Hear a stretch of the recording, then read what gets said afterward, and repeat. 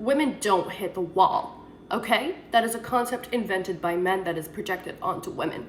But women don't hit the wall. You're never, ever gonna hit the wall. The reason why men love saying you're gonna hit the wall is because they're scared of hitting the wall. They're scared of being old and alone, and they want you to hurry up and settle for them so that they're not old and alone. So it's projection, because the amount of men who want you actually increases. That's why I said, you're not gonna hit the wall as a woman unless you're literally dead. Men are constantly gonna want you. Constantly. Even if you're married with kids, divorced, widowed, whatever, they're gonna want you. That is a fact.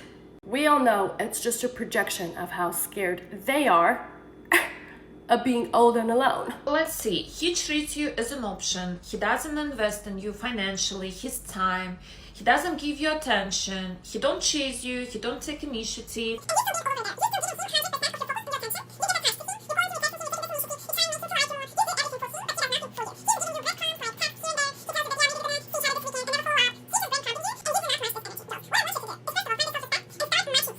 Start treat him worse than he treats you.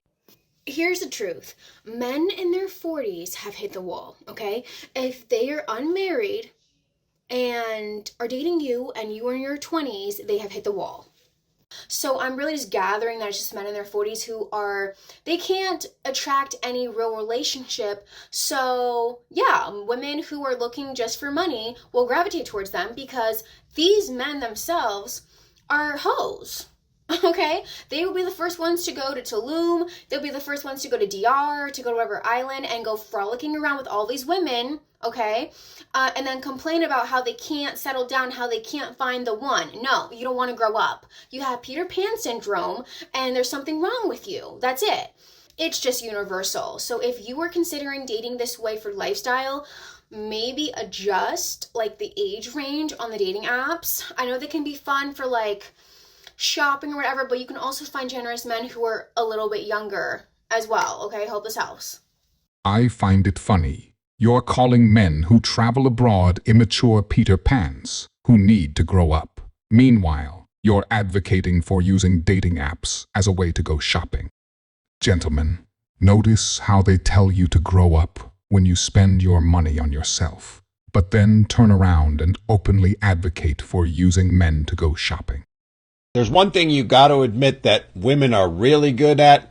It's making everything about themselves. And that includes Father's Day, or as I usually refer to it, National Custodial Interference Day, because so many men are denied access to their children by vindictive mothers on that day. Now, we all know there's going to be a host of single mothers putting up posts praising themselves for being dad and all that other stuff. But then there's also this. So many women are let down by Mother's Day every single year, and I just want to give you permission. If you are one of those women who was let down on Mother's Day, match his energy. If he showed up with nothing, no card, no flowers, no gift, nothing, you show up with nothing. As I said, they always make it about them. Here she's telling women to match his energy and give him the equivalent on Father's Day that she got on Mother's Day. But it begs the question, what did she do the prior Father's Day? You see, she's not going to talk about how she completely ignored him then. She's not going to talk about how in the years since then, she's done nothing but bitch and complain at him, never acknowledging or appreciating a damn thing he's ever done. Let's forget Father's Day.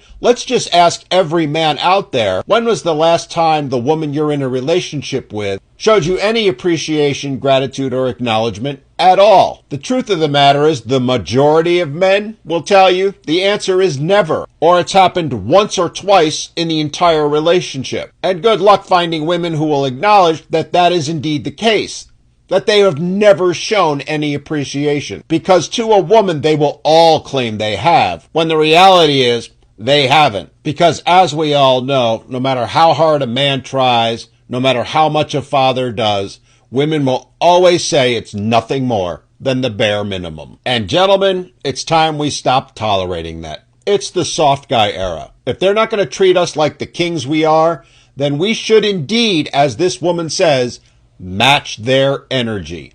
Give them in return exactly what they're giving us. Treat them the very same way they're treating us. Now, we all know they're not going to like that, and they'll be out making a ton of videos attacking men like this woman did, to which I say, too bad, so sad. Until you ladies decide to start showing men the respect and acknowledgement that they deserve, we have no obligation to show you any in return. We're going to indeed match your energy, not just on Mother's Day, but every day of the week. So buckle up, ladies. Stock up on your boxed wine, your cat food, and all the other things you need to cope, because men are done with it all and walking away. And someone explain to me what it is that men get in return for being a providing man. I'm talking about the men that show up emotionally, physically, financially, and never complain because they take pride in providing for the woman in their life. It actually makes them feel good to see the women in their lives happy.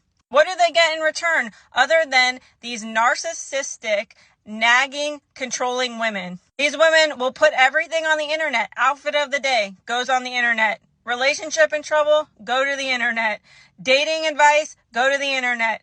Horrible dating scene, go to the internet. What is it that these women are giving in return if they don't want to cook, they don't want to clean, they don't want to have children, they don't want to give anything in return other than simply existing and looking pretty? And the majority of women are not even attractive enough to be having a laundry list of expectations. Let's just be for real. You take off the filters, you take off the Botox, you take the lip filler away, you take the lashes away.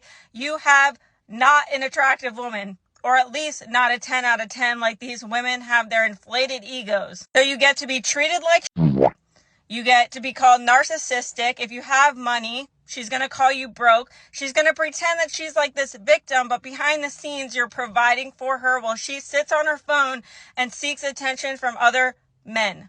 So tell me, what is the incentive for these men to continue to provide for these women who do nothing but on them all day long? And then if they actually decide to commit to these women because these women love to put on a show and know how to fake a good personality to get the ring or get the bag, then he actually runs the risk of losing everything that he worked so hard for.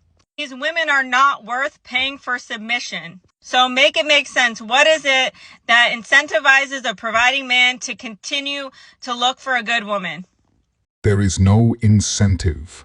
While there are good women out there, they are few and far between. And like she said, the majority are not worthy of a man that provides everything for them.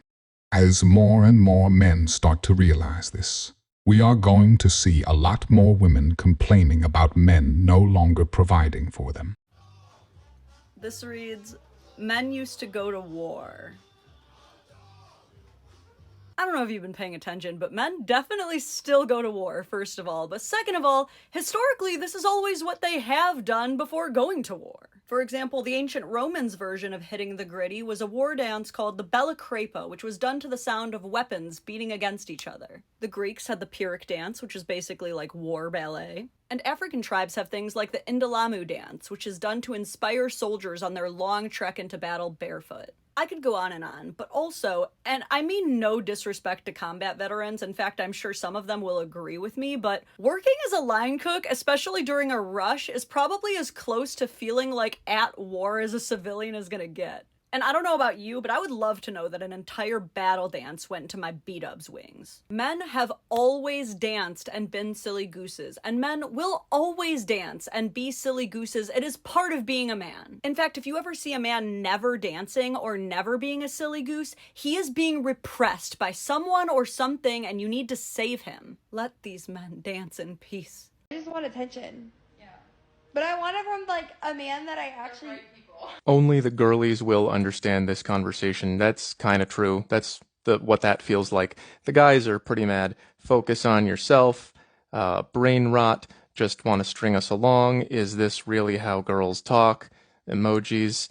Can't have your cake and eat it too. I want someone I can control and manipulate. You guys need to calm down. Here's my translation of what she's saying from girlies to comment section language. First of all, do you ever just want male attention? Yes, all the time. Who doesn't want attention? That's normal. Nothing wrong so far. Number two, it's not even that I want a boyfriend. I just want to know that someone likes me. That's eminently reasonable. She's demonstrating that she has relaxed standards for a difficult market. She's adapting. So you should be happy about this so far. Normal needs and responsiveness to current conditions. Number 3, she says, I just want attention, but I want it from a man I actually like. So a lot of these girls want attention even from men that they don't like, and that's where you get burned. I'm going to mark that as more points for seeking mutual interest, which is healthy and recommended, and avoiding the creation of further simps. Number 4, she says, I want them to make me a priority, but not actually. Somebody said, see, they even give themselves mixed messages, laughing face. That doesn't mean what you think it does. She wants to matter to the guy, which is good for a healthy relationship, but she does not want to be the only thing that matters to the guy. She knows that she cannot be on a pedestal because she won't react well to it. I've made videos about this. If you put women first, they put you last, and you get your heart broken, and sometimes they even laugh about how dumb you are. You've got to have your goals and your mission be first, and I put a car and seeking wisdom. I don't know what your goals are. But also, she's got to matter more than your normal everyday life stuff. Like, you can't just blow her off to go drinking. She's got to matter to you more than something, but not more than everything, and she knows that, so that's self-aware. Last thing she says, I'm so annoyed because I just want a man to cuddle me, but I don't want to just be peace. I don't want to necessarily date the guy, but I would be open to it if it was the right person. This is about the maximum amount of flexibility that you can expect. She's saying, she doesn't have to date him, but she would if it was the right person, which means that she is avoiding the wrong person. Let's give extra points, which is going to prevent her from becoming an alpha widow. So she wants attention from someone who likes her, who she also likes, and he has to have something going on with his life so she's not the only thing, and the relationship can take many forms as long as it's mutually beneficial. I don't know what more you want. This is an A+ post. She's basically saying, why can't I find a guy who fits vaguely in this area? She's avoiding doing this to you, and she's avoiding doing this to herself. So if all women kept these standards, then we would all get hurt a lot less, and that's all that I'm asking them to do. And it's apparently pretty difficult. This is a pain smile. She's lying down. She's tired. A lot of guys did not like this post. I got so many tags. She's just repeating the basics. She wants a guy who has something to offer, and they like each other about the same, so that she can get some attention and interest and not end up down here. And she even said it could start out vaguely in this area, just not this one. If they all had these standards, things would not be so hard. That's a A+. Relax. When do you think you're going to hit your wall realistically?